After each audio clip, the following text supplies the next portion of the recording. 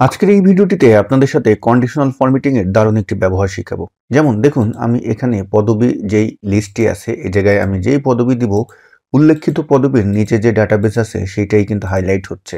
তো এটা আপনি মাইক্রোসফট এক্সেলে কিভাবে করবেন? এই জন্য আপনি যেখানে এই ফরম্যাটিংটি করতে চাচ্ছেন সেই এরিয়াটি আগে সিলেক্ট করবেন। যেমন আমি এই টেবিলের ডাটাবেসের এই এরিয়াটি চাচ্ছি, এটা সিলেক্ট করে নিলাম।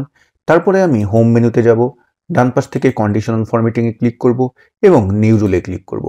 আমাদের সামনে যে ডায়লগ বক্সটি আসবে এখান থেকে একদম নিচে ইউজ এ ফর্মুলায় সিলেক্ট করব এবং তারপরে এই যে বক্স আছে এখানে আমরা ইকুয়াল টাইপ করব।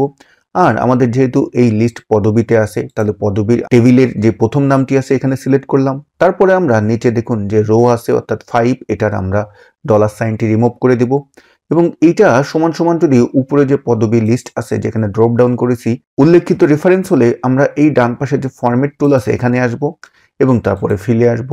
আপনি যে কালারটি দিতে চান সেটা সিলেক্ট করে দিবেন এবং আপনি যদি ফন্ট কালার বা বোল্ড ইটালিক কিছু করতে চান এখান থেকে করে দিতে পারবেন এবং তারপরে জাস্ট আমি ওকে করে দেব, ওকে করে দেব। এখন দেখতে পারবেন ম্যাজিক, আমরা যখনই এখানে বসে যেই নাম দিব তখনই দেখতে পারবেন উল্লেখিত নামের ওই টেবিলের যে রো আছে সেটা হাইলাইট করবে। আপনি যদি আমাদের কাছ থেকে Microsoft Excel basic to advance level পর্যন্ত শিখতে চান তাহলে আমাদের অনলাইন লাইভ কোর্সে ভর্তি হতে পারেন। কোর্স লিংক দেওয়া থাকবে এই ভিডিওর ডেসক্রিপশন বক্সে। আমাদের নতুন ব্যাচের ক্লাস কিন্তু খুব শীঘ্রই শুরু হতে যাচ্ছে।